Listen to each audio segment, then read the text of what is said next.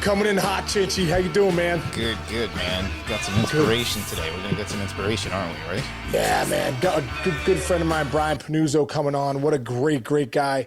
A high-performance, mental performance coach, life coach, kind of a health coach, nutrition coach, kind of a jack of all trades. His story, though, is incredible. You know, was on Wall Street for years as a bonds trader, kind of pivoted to become a mental performance coach. I went from New York to LA.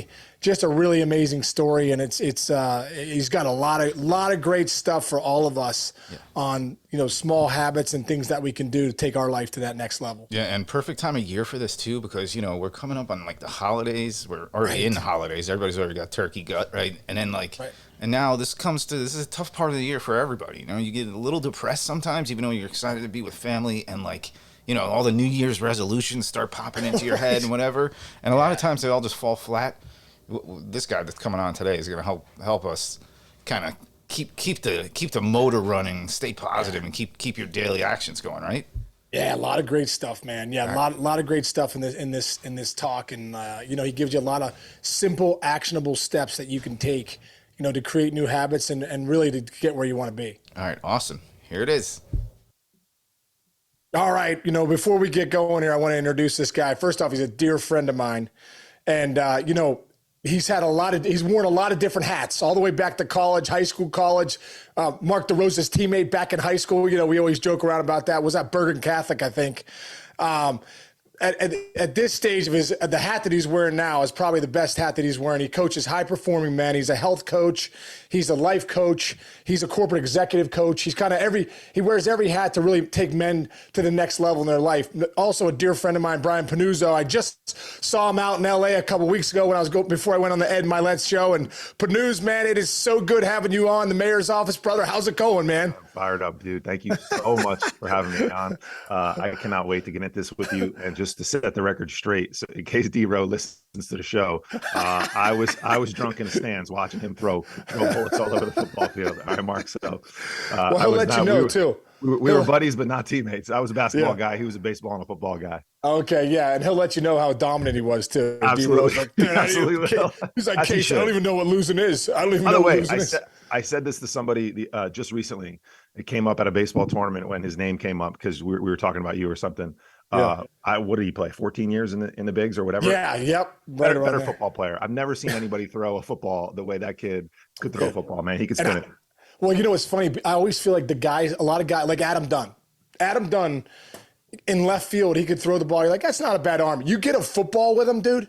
The thing, I was scared. I'm like, don't throw me any more footballs. Like that thing's spinning too fast. I'm like, I don't need that in my life. So it is funny. The guys that played football, especially quarterbacks and baseball, I really think football's in their soul. You know what I mean? Like for D-Row, Dunner, a lot of those guys. Tim Tebow. D-Row compared himself to Tim Tebow one time in MLB Central. I go, wait, take it easier.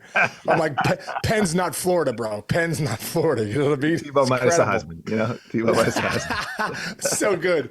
Pannuzzo, man, we go, you know, we talk a lot on this show, you know, Chinch and I going back and forth, you know, about the mental performance stuff. You know, at the end of the day, you know, if you're playing in the big leagues, you know, or any high level, you know, NFL or you're on Wall Street or wherever you are in corporate America, or just, you know, wherever you are in your job, you know, at the end of the day, I remember Harvey Dorfman, who was my mental performance coach when I was in the big leagues.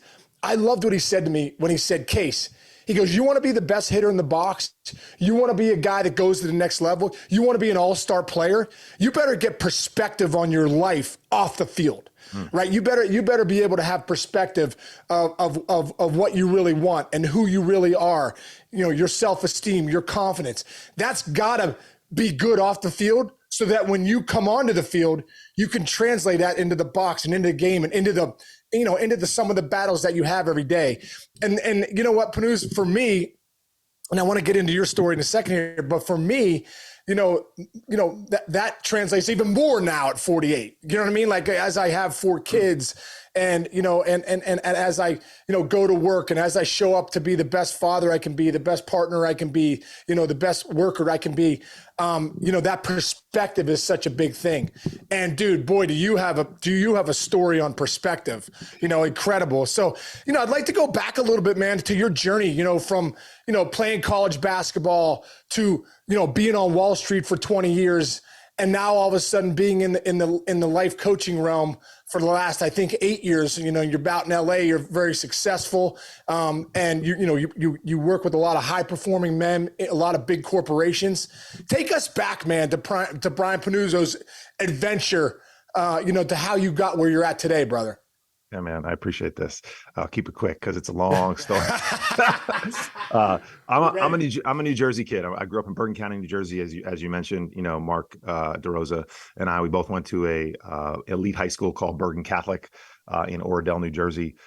Big athletic school, big high academic achieving school, and I just wanted to play basketball. I played a lot of sports as a kid. I actually was this is in 8th and 9th grade. I was a better baseball player than I was a basketball player, but I was a PO once I got to Bergen because I wasn't playing shortstop and I wasn't batting third because there were way better players at those positions than me. Dude, Bergen Catholic, you guys are basically recruiting people. Like, you know what I mean? Like pretty much, yeah. So I could chuck it. I could chuck it from the mound and who knows what would have come if I kept playing. But to me, I did that math. Dude, and you're 6'6". I didn't know you were that big. When we hung out a couple weeks ago in LA, we had never met in person. I'm like, dang, Pannuzzo. I was like, I had no idea you were 6'6", I'm a giraffe. Yeah. So, so I decided to go the basketball route because I was just, in the early 1990s. It was when AAU was, programs were starting to become more popular. You could play all year round in organized tournaments, and that was fun. And basketball was fun, and I was a good player. And I knew at some point I was probably going to have to specialize in something. And so I chose basketball. I decided to, start playing. I was good already and I got better. I ended up getting a scholarship to go to college at a school called St. Michael's in Vermont, great Division II school at the time. The Patriot League schools, Holy Cross, Lafayette, Lehigh, Bucknell, they were all trying to mimic the Ivies. They weren't given athletic scholarships. I was kind of a low, mid-major-ish type of basketball player, but I decided to go to this small school in Vermont because another guy a couple of years ahead of me, one of my best friends at the time, he was there too. And so life started for me right there, jumped right into sports, had your typical college experience of playing basketball all day, every day. In the summers, everybody was either from Boston or from New York City area. And so we would come home and we would play in the summer leagues and we would do internships on Wall Street. Right. And that was the path I took.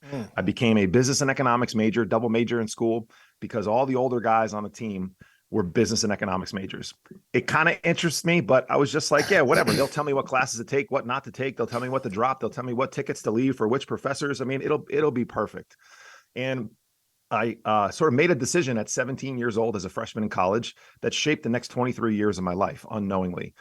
Got out of school, was going to go to Italy to play. Couldn't get my passport in time, couldn't get my dual citizenship, so I felt this pull to go start my career because everybody else they were jumping into training programs. They were starting to make money. They were starting their lives. And I did that in December of 1999. And 20 years later, I found myself pretty much in the same place. And my career started as any young Wall Street guy's career did. I worked long hours. I was grinding. I was making okay money. And then, in my mid-ish 20s, 24, 25, I got a great job, great opportunity, and I seized it. And it set me up to be in a position where my income really started to take off and my career prospects really started to take off.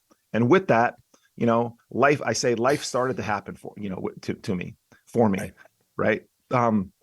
I started to make a lot of money. I started to spend a lot of money. I got married. I met my wife. We started to have a family. We bought a big house. We joined the country club. We had nice cars. We went on nice vacations.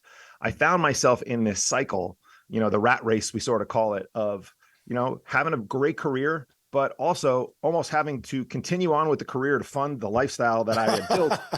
Yeah. Because of the career. So I was in this circle, and I lived a very typical Wall Street guy's life. I was out 2-3 nights a week because I had to be, sometimes because I wanted to be, always extended the night, to see other friends for those last couple of cocktails. I had pedestrian gambling, alcohol, drug problems, but I never end up in a ditch case. I never didn't Right. show up for work. I never didn't. We called it, answering the bell. I never didn't make it for the bell. We started way much earlier than the 9:30 stock market bell. We started at like 6:30, 7 in the morning. But I was never not there. I was presence. Showing up is my superpower. It still is. Right. Still is. Right. You're Really a serving me grinder. today. But I was able to show up as a shell of myself and still be okay. And so I lived this life, and everything that what I talk about is, I didn't have any like glaring alarm bells going off in my life. They were muted. They were subtle. Every once in a while, my wife would mention that like she wished that I didn't have my Bergen Catholic boys and my Wall Street boys, and then there was her, and she was on the outside. Every once in a while, I drink a little too much to really struggle on a Friday at work.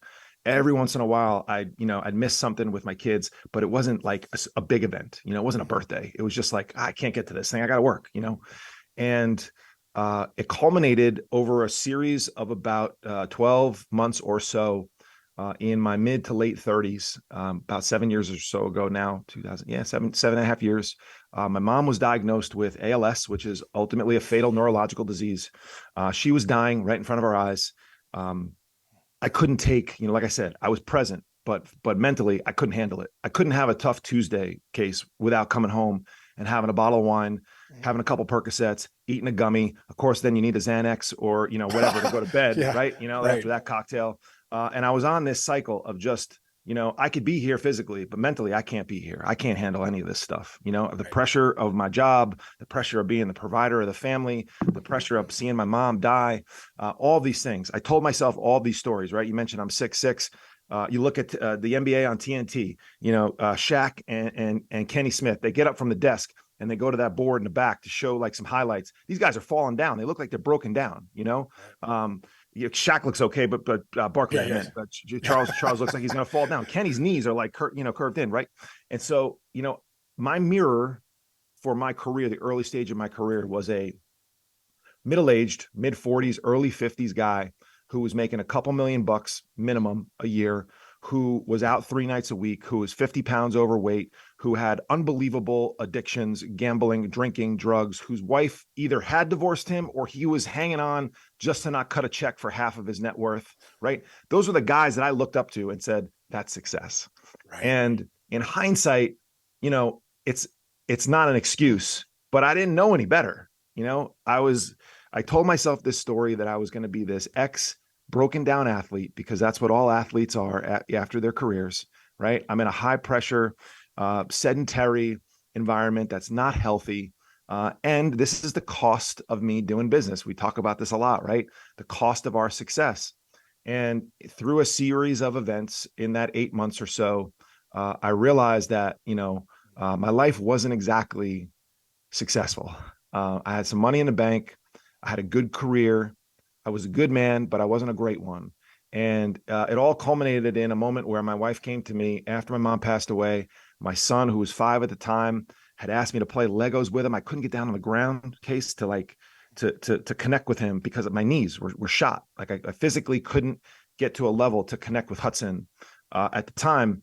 And she came to me and said, we got a 5-year-old and a 6-month-old. Mila was born 6 months earlier.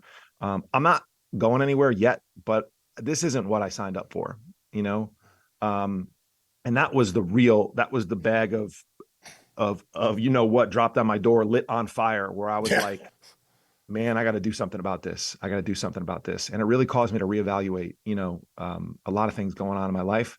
And I just started to take action. I didn't know what the heck I was doing. I just started to take action. I started to do one thing, another thing. I started to lose a little bit of weight. I thought if I got into better shape, my wife would love me again. Right. I was stupid. She just wanted me to be the man that I was supposed to be, and she knew I could be. Started to find this stuff called personal development. Started to find great people in my life like Mike DeSanti. And just went to work on myself. And the more I started to change myself, the more I treated myself with self-respect, the more I respected other people, and the more I kept promises to other people, and found just new passions. I stopped taking home quarterly reports and research reports and analyst reports, and I started looking at nutrition podcasts and books and consuming information. I started to understand the connection between lifestyle and our health. My mom's disease and neurological diseases are heavily connected to lifestyle, and started to understand some connections there. I started to realize, well, Jesus Christ, if I can't play on the floor with my son, what the hell am I doing in life? And just slowly started to make some changes. And here we are. That was 7.5 years ago. 4 years ago, left a 20-year career. Found some great coaching in my life who pushed me to do some really uncomfortable things, start some side hustles, start working with guys. And we moved to California 3.5 years ago. And Jesus, here we are. And hopefully I didn't bore everybody with that story, Pannuzzo, this is unbelievable, man, because when you think about it, if I looked at Brian Pannuzzo a few years ago, I'd go, man, this guy's living the dream. This guy's living the American dream. He's got a high 6-figure job. He's on Wall Street. He's probably going to the Knicks games and the Mets games and the Yankees games front row with these guys. 100%. He's got a good looking wife. He's got a couple kids. You know what I mean? I think that's what I think at times I've lived it too with a lot of guys in the big leagues. These guys make so much money. They got good looking wife, all this stuff. But I think sometimes when you're going down the road of success, I think sometimes in life we think success is if I can just make a ton of money, all the other domains of my life, all the other areas of my life will just take care of themselves. If I make enough money, I'll have a great marriage. If I make enough money, I'll be able to save for retirement. If I make enough money, I'll have a great relationship with my kids. You know what I mean? I think that seems like the American dream. Just go out, make as much money as you can. Everything else will take care of itself. Is that what you kind of, because dude, for you to leave, I don't care, what epiphany you had, like, oh man, I got to clean it up. My wife's going to leave me. Sure. But that a lot of guys hold on because they don't want to, they don't want to split half their money. They want to make, they have a lifestyle that, that is at the next level. Like, for you to really shift the way you did. I mean, how tough was that for you? Really, really hard. In fact, when I figure it out, I'll let you know. Okay.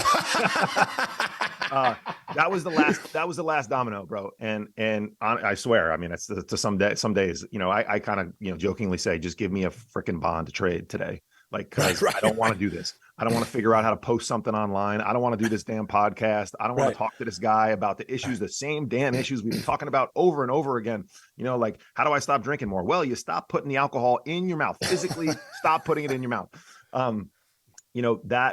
That belief of, if I'm not a Wall Street guy, if I'm not a trader, a bond bro, like, what am I? What am I going to do? How am I going to replace this income?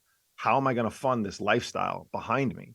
And that one took a long time to break down. And to be honest, man, like, I still go through it. I still question if I should have delayed, extended the side hustle a little bit longer and moved out here, because I had an opportunity to get a couple jobs out here and continue working, but I just decided to make a clean cut. It's hard, man. It's really, really hard because, like I said, we get into these cycles of our life where it's like, okay, this is what, this is the lane I'm in, and this is what I'm supposed to do, and this is who I am.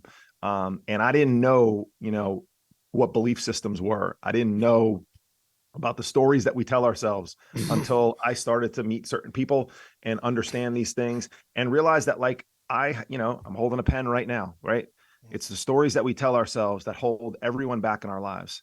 But what everybody doesn't realize is that we are the authors of our own story. And although it might be messy in your notebook, in your novel that you're writing, in your autobiography that you're writing about yourself, you can change it.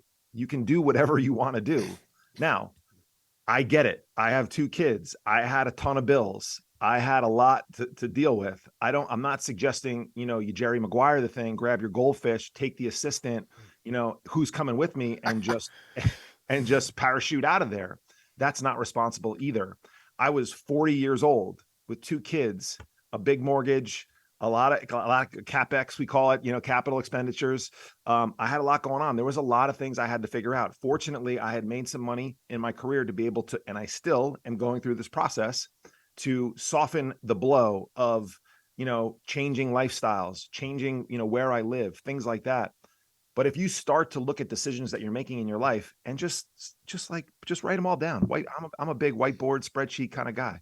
Put your life on a whiteboard and start to look at where you're spending some of your money or what you're doing, and where, maybe you don't need the Range Rover the next time the lease comes up in 18 months. Now, that's not a decision you can make today, but to actually change the car, although you could, but you could make a decision to do something different. You could get a Jeep Cherokee for half the payment, like little things like that, where you're just, and I'm not saying like, stop getting coffee in the morning.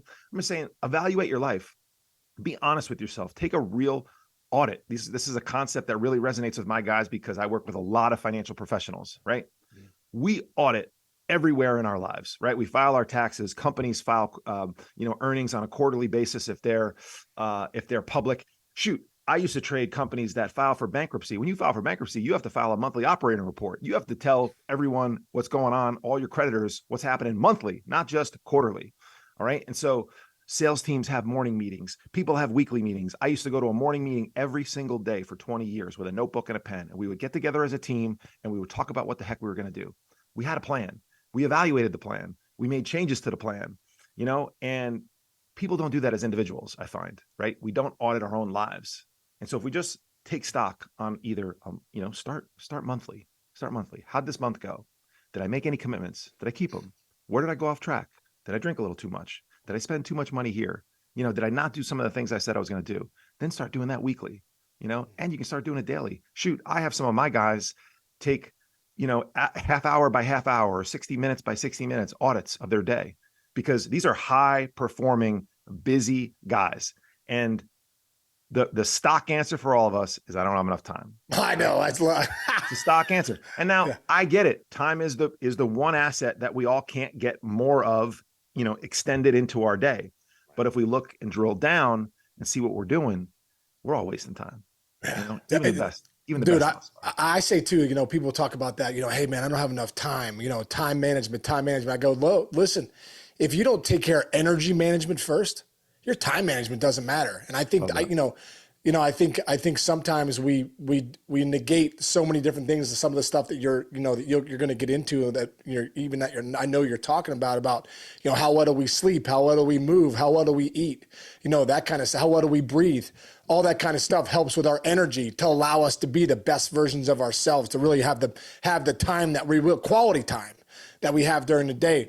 For you, Pannuzzo, like, and maybe some of the guys you coach too, like, how did you get started with that? Because it seems like, you went from having some pretty shitty habits to creating a life where you're like, oh man, because I know what you do, dude. I know what you do. And like, you're going to get your coffee and you're doing 10 squats. I'm like, this guy doesn't waste. I was like, time management. This guy doesn't waste a second, bro. If he's at his kid's game, he's the weird dude to the side doing lunges, up and down the right field foul line. And the parents are probably like, what's wrong with that guy? That's Hudson Pannuzzo's dad. He's got to get reverse and front lunges in for the next 20 minutes, or so there's always that time management. How are you able to start creating new habits? Like, did it happen overnight? Were you able to just jump all on in, or did it happen slowly? It's happened slowly. I mean, it's still happening. I'm still creating new habits. I'm still evaluating things that I'm doing in my life and trying to optimize, right? If you're solving on a daily or a weekly basis for how to be optimal at all times, and really just be honest. That's why I think the audit process for me and my clients and myself is so valuable. And it's hard to do individually. You can do it. You can do all this stuff. Everything that you just mentioned, for the most part, is free or costs very little, right? Right. Sleep is free. Air is free. Maybe quality water, not free, but water's free. Okay. Good food going to cost you a little bit more. Walking is free. Push-ups are free. Squats are free. I was just at a baseball tournament in Palm Springs this weekend, and I basically didn't stop moving, almost to the point, where you're talking about joking around. When I do stop, the parents are like, what are you doing sitting around? I'm like, can I get a 4-minute break? My son's got 2 on with no outs. I'm trying to grind it out here, bro. Give me a break. So great. Slowly but surely. Like I say this to my guys all the time, right? Most of the people I work with are around my age. I'll be 45 next week. And you didn't get here overnight. You didn't establish this hole. You didn't dig the hole, right? Here, let's go Mike DeSanti honest. You didn't dig the hole that you're in right now overnight. First thing, you got step one to get out of the hole that you're in. You got to put the shovel down. Got to put it down. Got to stop digging. Then, okay, this is a 15-year hole I put myself in, a 10-year hole, whatever. Is it reasonable for you to go on a dry January or a 3-month cleanse or a 3-month diet or this or that, and and reverse all the problems that you've created for yourself in 3 to 6 months. Not even close, right? It sounds ridiculous when we even say that, but what I've started to understand is, because I'll work with somebody for 6 months at a time and then another 6 months at a time. 6 months to people is a damn lifetime, Case. Like, that's why you see all this marketing. And, I have to play the game too of like 28-day program, 90-day program.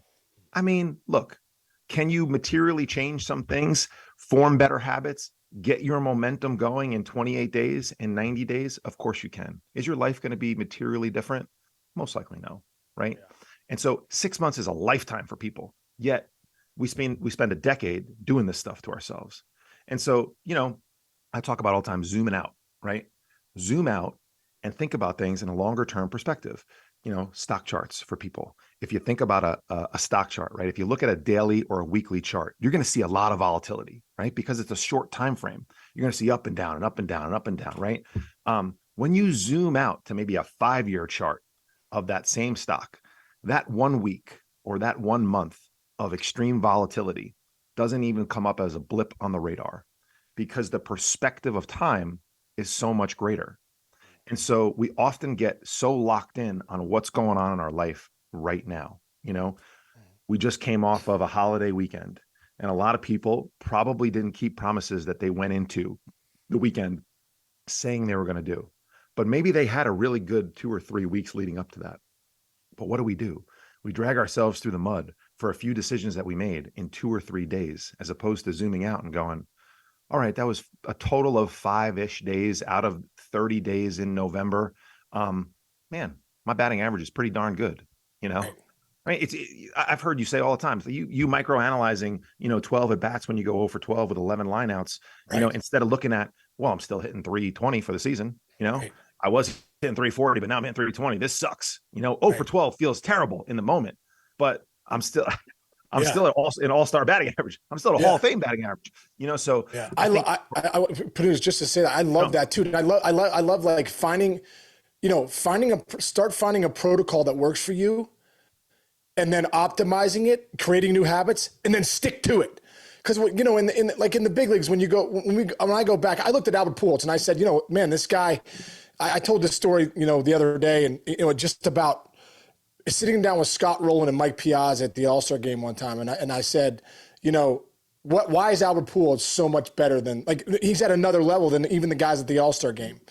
And Scott Rowland said, Case, it's unbelievable. It's like nothing I've ever seen before. This guy doesn't waste a pitch. It could be in July, Tuesday night, 9-0 game. Albert Pujols going to put a 12-pitch at bat together, and he's going to stick with his process no matter what. And at the end of the year, he's going to hit 350 with 40 homers, 120 RBIs. And as we fast forward now to 2022, he just hit number 700. You're just talking about zooming out. Yeah. Who'd have thought 18 years later, Albert Pujols will be one of the greatest hitters ever at 700 home runs, one of 4 guys to ever do it. 3,000 hits, almost, I think, 700 doubles, ridiculous numbers. The point is this, he found a protocol and a process that worked for him, and he never got off it. I think so many times we start to create new habits. We get a protocol and a process. Sometimes it gets frustrating, or it doesn't give us the results we want right away. So we go to something else. Yeah. And that doesn't work. I say, find something that works and keep optimizing and making it better, but have the consistency and discipline to stick with it. Yeah. I got a shirt. I couldn't agree more. My shirt says, do the boring work, DT. I like that. I love that. Do the boring work, right? You got your heroic shirt on. It's what you're describing. What you're describing is compound interest, and I know you understand it, right? Like, obviously, Albert Pujols is one of the greatest ever, but he's one of the greatest ever because he didn't give up in a pitch. He didn't waste a pitch in July, in 100-degree heat in Kansas City, like you say, right? Like, that's why. Because that's compound interest. That's the effect of compounding in our lives. I just made a couple of coffees before I jumped on this call. I'm 40 push-ups in today. All right. Right. It's 6 a.m. my time. I didn't go to the gym this morning because I was getting ready for this. But like, it's what are you doing with your time now? Does it can you take a little time to slow down and reflect and breathe? Yeah, but that's also beneficial. So it's like, stop. We flip through our phones all the time. I think this is something I've heard Brian Cain say, right? I was talking to one of my groups that I'm coaching yesterday. We flipped through our phones online at the store, during our kids' games, all these little moments that we have. What if we just took all of those moments and use them more efficiently? Flip through, positive memories of the past, flip through how we want to see ourselves, future success, like use your time wisely. Every person that I've ever put through the exercise of auditing their day always comes back and goes, I thought I was busy. And I am, but I still got, 90 minutes in my day. Now, those 90 minutes are probably 4 minutes, 11 minutes, 7 minutes, 14 minutes, right? And so we throw those moments away. When we look at them in totality, that's a trip to the gym, that's a new habit that you want to develop. That's reading a book. That's connecting with your spouse. That's getting home earlier to spend time with your kids, to go see a practice or a game. We throw away some of these moments of our day instead of thinking about them like, well, what else can I do? I could sit here and listen to the Breville machine brew the coffee, or I could do a couple squats. That's just the way. For me, that's what I've created success. Now I have enough evidence to support that this works for me. Right. The problem is that people need time, and you need time. You need time to do some of this stuff, to create the evidence. Once you have evidence, then you can rely upon it, fall back on it, and go, this works for me. I think one of the things too is like, I tell people like, some people have told me, man, I just don't have the confidence, man. My self-esteem isn't where it's going to be. And I think a big reason, I know for me, at times in my life, your self-esteem is not there because you're not doing what you say you're going to do. I know I should eat right, but I'm eating, I'm having 4 slices of pizza. I know I should get a workout in, but I'm on my phone for an hour. I know that I should get to bed earlier, but I'm watching that, that show on Netflix, another episode of Yellowstone till 11:30. Now I got to get up with my kids in the morning. Just small things like that. Sometimes you look at me, man, I did it again. I didn't do what I said I'm going to do. So you start to like not trust yourself internally. But I know when you start to create habits and you follow through, small habits, like, dude, just something like this. This is such a small thing, but like guitar. I've wanted to always play guitar. And I said to myself, you know what? I'm going to start playing guitar. And how am I going to do it? I'm going to create a habit. Okay, what am I going to do to create the habit? I come in here every day to do a daily podcast. I come into my office. So I anchored the habit of coming in here to the office, and I put the guitar in an obvious place. It's right by my chair. And what I do is I pick it up and I play it for 1 minute. And it, if you were in the other room, you'd be like, that guy's terrible. But I'll tell you what's incredible, bro, is I've been doing it for 6 weeks now. I'm actually getting pretty good. My hands are actually moving a little differently.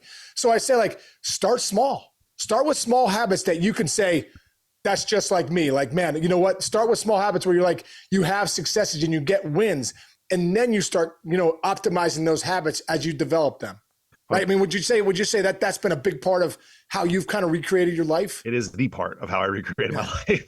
I stumbled upon a lot of it, and now I understand what I was doing.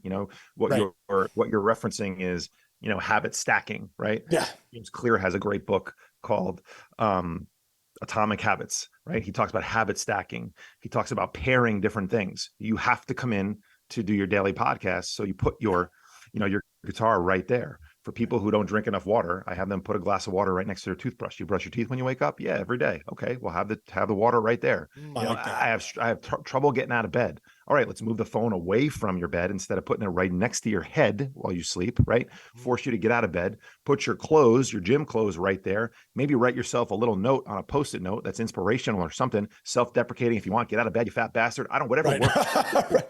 But like, let's start stacking these things in your favor. Let's put the cup of water next to the coffee machine if you always come into the kitchen and pour your coffee. I could have wrote that damn book. I wouldn't have sold 5 million copies, but I could have wrote the book.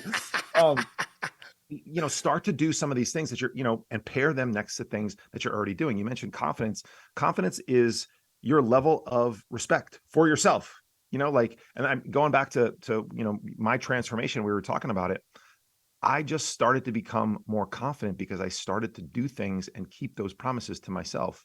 And when I became more confident and when I had more self-respect, I started to treat people the same way, because I'm not going to treat anybody else the way, different than when I treat myself. That's the type of person that I am. But when I was constantly breaking promises to me, of course I'm going to break promises to you. Of course, I'm gonna break promises to my wife.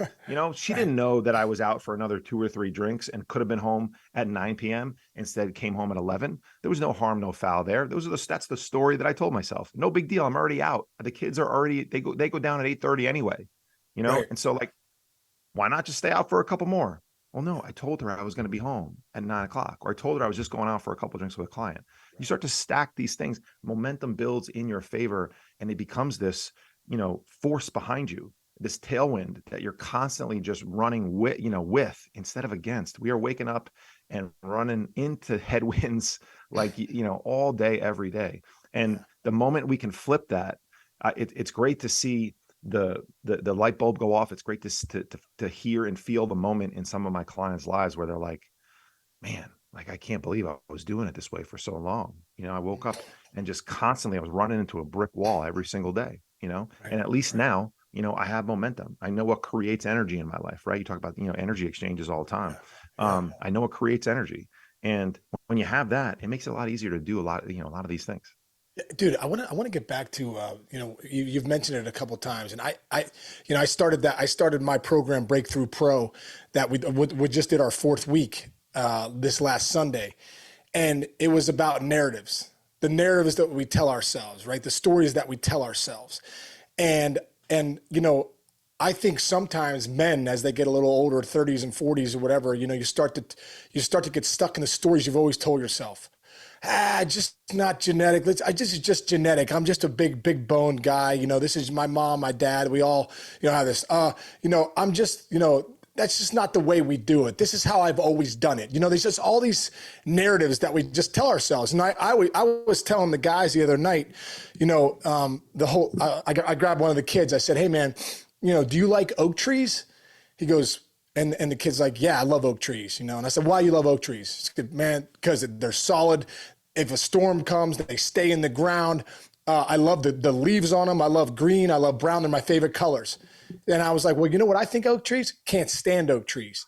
I can't stand that they're too big. I can't stand that they stay in the storms. Green and brown are the 2 colors that I hate.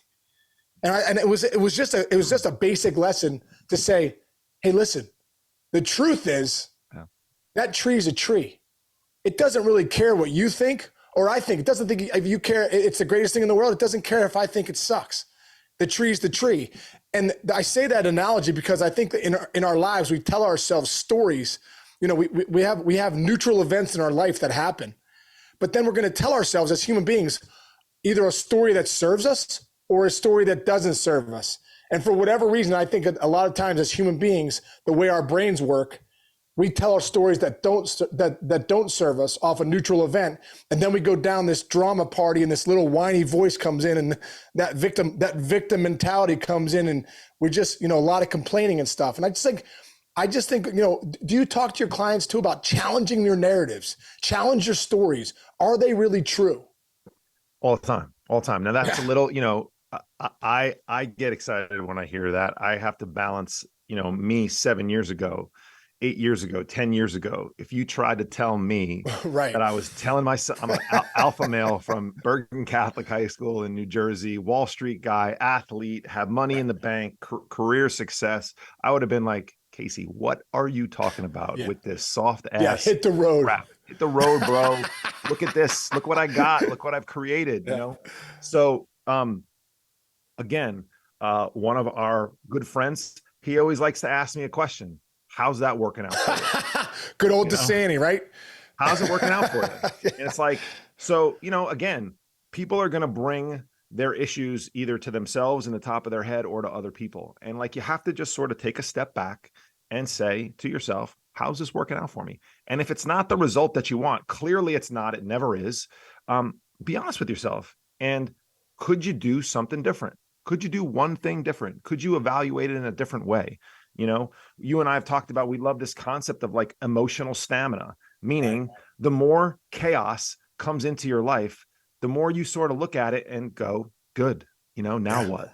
I'm going to lock in even more, and we allow some of these issues in our lives to throw us completely off our personal life, to throw us completely off things in our relationships, things in our health habits. our commitments in our personal life, when we never allow these things to happen in our professional lives, And so, we put the career on a pedestal. Like, yeah, there's fires. I got to take care of this fire at work. There's stress at work. There's chaos at work, but when's the last time you didn't show up at work because of a fire, and chaos, and stress? Right. Still show up. Does it affect your performance? Yeah, maybe sometimes. Do you always figure it out? Yeah, if you're in the position that most of the people, that we're speaking about, are, of course you have. You've figured it out for the last 10 to 20 years, or however long your career has been, right? You always figure it out. Yet you consistently break these promises to yourself in your personal life, with your relationships, with your health, with your habits, with all the things that you say that you're going to get to. Why do you let, a curveball is coming, right? It'd be like you going into the cage and going, this curveball thing, I don't know, like, well, I just can't hit it. Just can't hit it. If they just threw me fastballs, if I just got like, Sean, if you don't understand, I can hit a fastball like you can't believe. If they just threw me fastballs, everything would be okay. Well, that's not the way life is, Right. The pitcher of life has got 17 pitches, not 3 good ones, Right. And so you have to understand that these things are coming in your life, and why in the world are you willing to deal with them at work, but not deal with them in every other area of your life? And so I think, I got off a little bit off on a tangent there for you, but like the stories that we're telling ourselves that like, this is the cost of doing business in some aspects of our life, but not others, I think is really critical for a lot of people to break down. Like, when is your life at home not going to be chaotic with young kids? Right. When are you not going to be busy on the weekends with middle school and high school age kids? Like, when is it not going to be? When they leave. And when they leave, every parent that I've talked to, I'm working with guys who now have like, kids in their 20s and 30s. Yeah. They're like, dude, I want it back.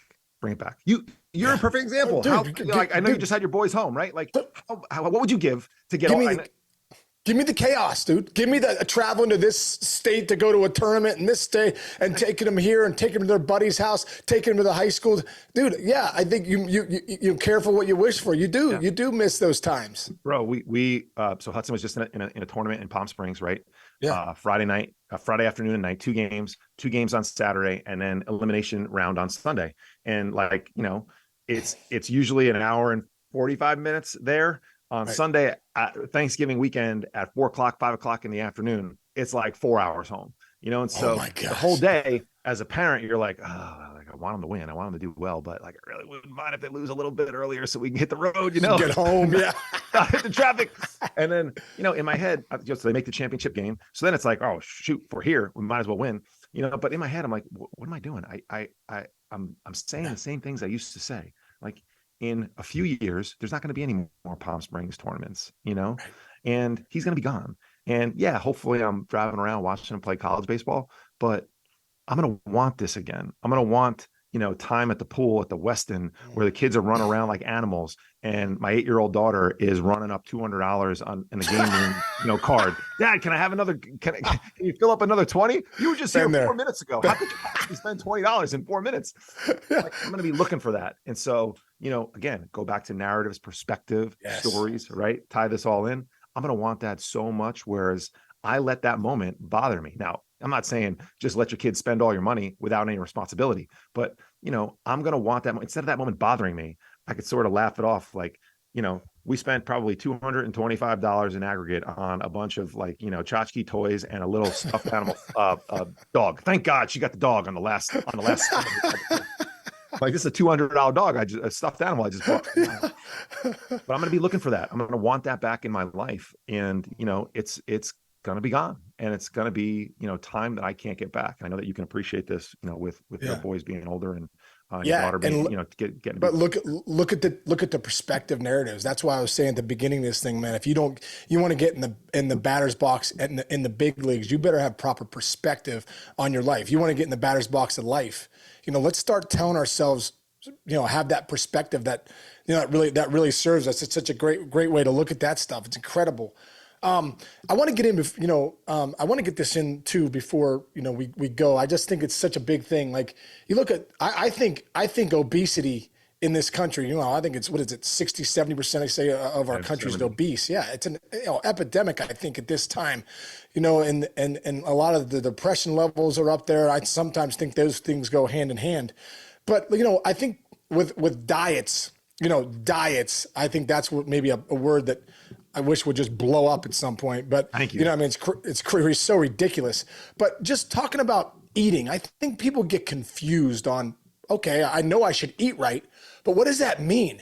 Because, I think there's so many diets that you can go on here and there. And I think it's just confusing for people. I try this. And then it's just the yo-yo effect of, I lost 20 pounds. I'm going to lose 20 pounds at the beginning of the year. And then you gain it back because you don't create the habits and you don't create the systems, that you have and the standards for nutrition. What would you tell, people that, want to start eating better, they just don't know how? Yeah, that's a tough one.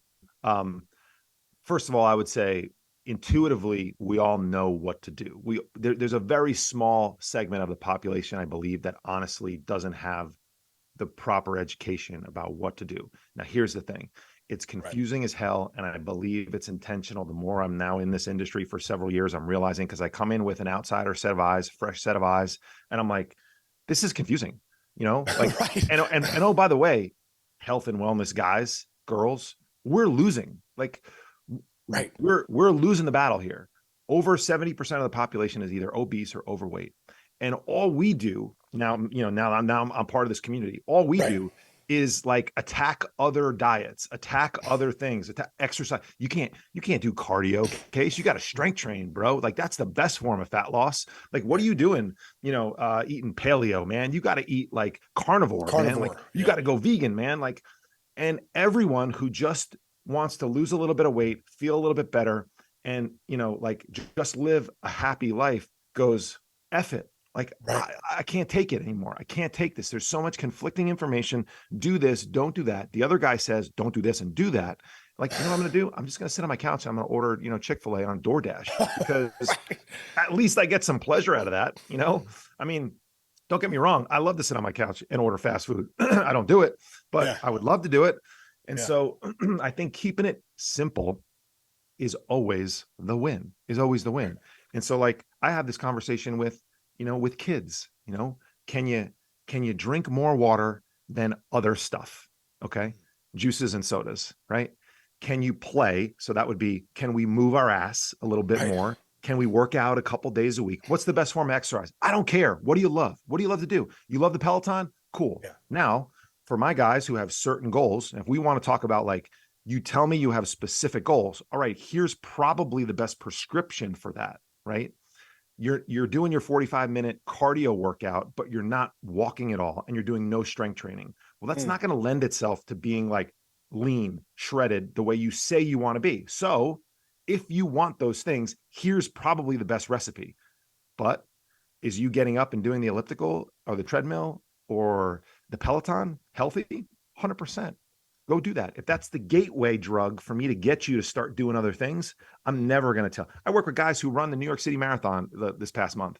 You imagine me telling a runner that running is not that healthy and he should be strength training and walking more? He's going to be like, bro, what are you talking about? Yeah. So keep it simple. Can we move more than we, sit around on our devices? That's what I say to kids. Can we move more than we're on our iPads and on our screens? Adults, go check your screen time on your phone. You'll drop the phone, how much time you're spending on there. We touch our phone thousands and thousands and thousands of times a day, right? When it comes to nutrition, can you eat real food? What does that mean? How many ingredients does it have, right? How many ingredients are in? Red meat's bad. Okay, that's your opinion, right? How many ingredients are in red meat? Right. One. Now, should we look for higher quality versions of the things we're consuming a lot of? Of course we should, if we have the means to do that, right? How many ingredients are in an egg, in broccoli, right? Take a bag of Doritos, flip it around, and look at the ingredient deck, right? Can you understand everything on there, right? Are there 3 ingredients or are there 53 ingredients, right? Basic types of things. Can you eat, I tell kids, can you eat the rainbow? Can you get as many colors on your plate as you can possibly get? I'm a basketball guy, although I'm in a baseball town now, and my son's given up and he's gone to baseball. I'm going to be a baseball dad, most likely. I talk about my food bench and my starting 5. Who do I have to pull off of my bench to put in the game. That's like my grocery list, right? And then so I think about it, proteins, carbohydrates, and fats. Not to get too deep into a rabbit hole, but can I get one protein? Chicken, steak, fish, eggs, right? That's one. Can I get a good carbohydrate? Carbs aren't bad, people, right? When people say I cut out carbs and I lost weight, what they're saying is I stopped eating pizza, pasta, I cut out the ice cream a bit, I stopped eating bread, right? Nobody ever says who's overweight, struggling to lose weight, it was the sweet potato and the watermelon. I just couldn't get my hands off those two things. And now I'm fat. And so, can you eat real food carbohydrates? Potatoes, rice, quinoa, farro, whatever. I don't care. Fruit, vegetables, right? Get a carb in there. That's two. Get two vegetables, even though those are technically carbs. I don't care which vegetables, whichever ones you like. Should we change them up? Should we get different colors? Of course. But broccoli and cauliflower are your thing. Eat it every day, right? And then the last one to get 5 on the court is a healthy fat, avocado, olive oil, coconut products, whatever. Okay. If you can do that at every meal, right? You're gonna be or get close. You're gonna be in really, really good shape. So eat real food, and then the other things are, what's your stress like? Good luck losing a lot of weight if you're constantly stressed. And then the last huge pillar is sleep, and so are you sleeping? Are you getting adequate sleep? Are you on your phone until the moment that you try to go to bed and put it down? Is it the first thing that you pick up? Like you're going to be stress and sleep are the two hidden hindrances in people's health journeys that they put little effort into, and it's really holding them back the most. We go, what we do is we go massively increase activity, right? We start hitting the gym 5 days a week. We didn't go 1 day a week. We start hitting 5 days a week, unsustainable.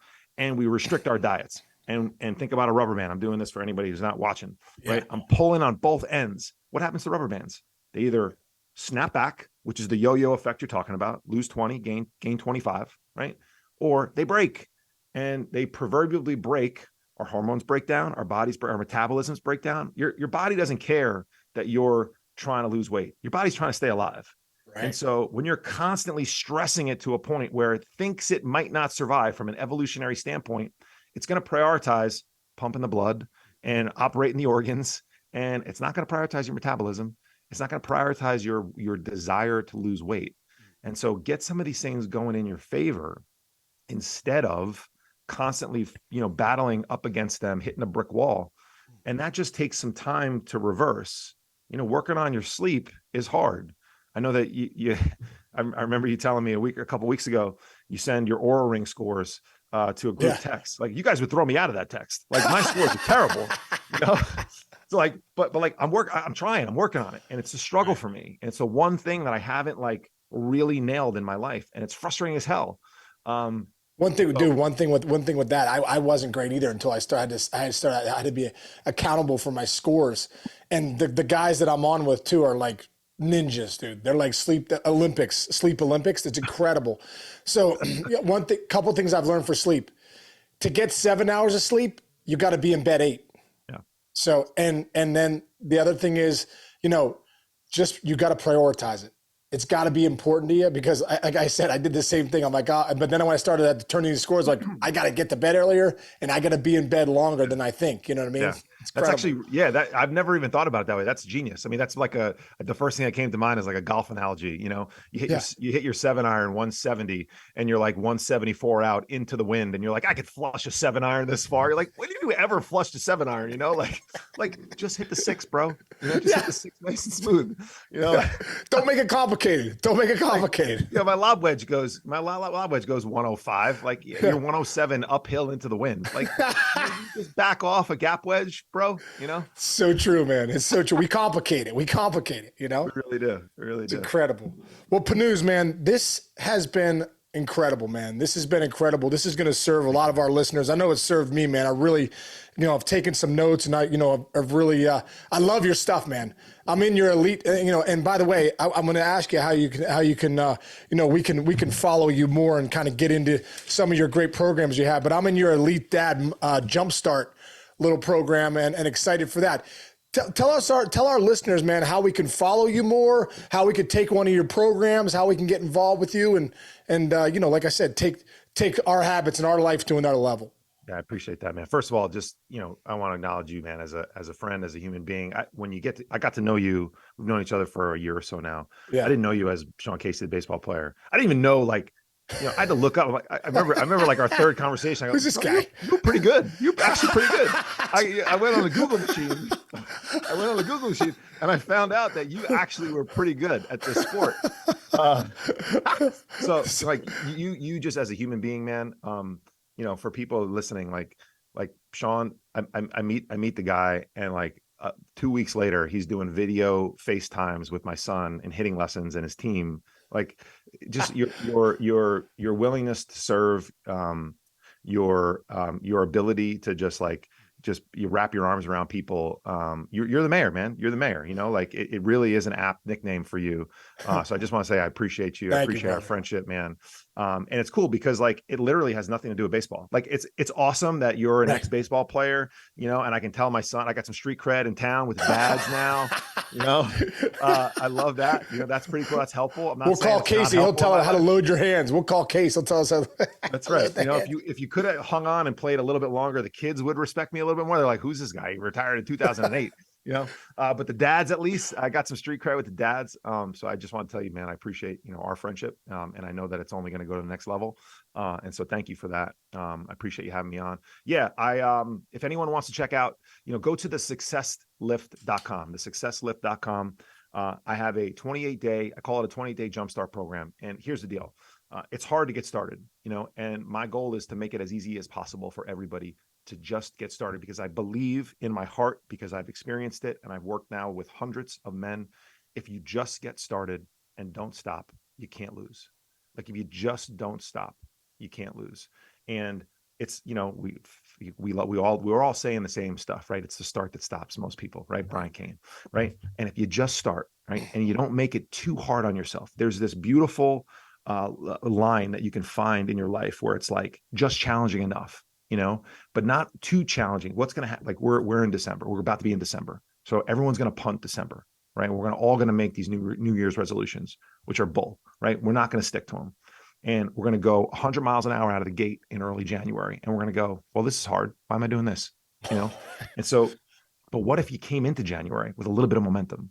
What if you changed a few of your habits, started to upgrade a few things, got a little bit more energy, increase your baseline a little bit, so you feel a little bit better each day, and to be able to take on some of these new tasks. And so I developed a 28-day course where I send a video message to you on a daily basis that has some education, 3 minutes, 5 minutes, a little bit of education, and has an action step. And, as I know in our lives, the magic happens when we take action. And so if you just implement this action step, on the day of, or the day after, or whenever I ask you to, I promise you, 28 days later, 4 weeks later, right? One a day, every day for 4 weeks, your life will look different. It'll feel different. Will you be down 25 pounds? Will you be doing incredible things with your life? No, absolutely not. But I've had guys lose 10 plus. I've had guys increase connection in their marriage, getting laid a little bit more, right? I had guys drink less. I've had guys, change new habits, insert new habits into their life. And that, I think, is the best place for a lot of people to start, especially in the month of December, when nobody wants to take on this massive challenge. You tried to launch a massive challenge into your life, you just stop in a week or two. We all got holiday parties, we got things going on, but this is easy. So take an easy step in December. So I thought would be cool, since we're entering December, and it's a 28-day program. So even if you miss a couple of days, you can catch up. And oh, by the way, everything's there for you. So you just have to, if you miss a day or two, just go back. And like, it's the mantra I live my life by. Just pick it back up. I fell off the wagon. You know how many times I hear it? I fell off the wagon. Okay, cool. Well, what do you want to get back on the wagon, or you want to lay on the ground? So if you go to the successlift.com, check out my 28-day jumpstart course. It doesn't cost much anyway, but I thought it would be cool for the listeners of the show. If you use the code MAYOR, it'll be free. All right. And check it out. Jump in there. Get connected with me. I talk on a daily basis with guys. You can connect with me. I think it'll just be a really cool thing for you to take on during the month of December, and set you up to actually set a resolution in January that you finally stick to. And wouldn't it be cool to never make a resolution again? I don't make January resolutions. I don't have to. You know, I do this stuff on a daily basis. You do this stuff on a daily basis. We guys like us, we laugh at this January New Year's resolution stuff, right? Stop making resolutions, you know, start doing it on a daily basis. Yeah. So we can go to successlift.com, sign up for the program and put in mayor and our listeners can get it for free. You got it. That's why I pop back in. I heard it free. If it's free, it's for me. We got Chinch. He heard free. Chinch just came in. He heard free. You'll see Chinch, bam, in the program this month. I mean, that's so cool. By the way, this is a total surprise, right, Case? Did you know this? I didn't know this. So great, man. No, Thank it's you. great, Thank man. you so much. Yeah, we appreciate that, man. But Pannuzzo, man, this has been great stuff, dude. So grateful, like I said, for our friendship, and looking forward to doing stuff with you in the future, and looking forward to some of our listeners getting on your bandwagon and having you impact their lives. Guys, you guys got one of the best podcasts out there. I tell everybody about you guys. I love that you're daily now. I have trouble keeping up with all the goddamn daily podcasts. I love it. It's increasing. You know, Chinch, what you didn't hear was, you know, it's very depressing. I'm a basketball guy, and I've lost my son to baseball. And I'm in a damn baseball town. But at least I get a little street cred with you guys. There you know, go. now that I'm on the show, Dad's gonna look at me a little bit different. I walk around, my chest, shoulders back, and my chest tall a little bit. Oh, that's so great. Hey, by the way, I've been grinding because I got like a little sick a couple weeks ago, so I stopped working out for like a couple days, and then it turned into like a week. And now it's been like 2 weeks, and I'm grinding on it. And the last couple things you pointed out are so impactful for me. I'm like, I got to get back on I fell off the wagon. I got to get back on. I really do. So thanks, man. I appreciate you. Just get back on get back on the steps of that wagon, buddy. There you go. We got to blow this wagon up. I mean, this wagon thing is terrible. Just blow the damn wagon up. I love All right. it. Love it. So, Well, fellas, appreciate you guys so much. Thank you.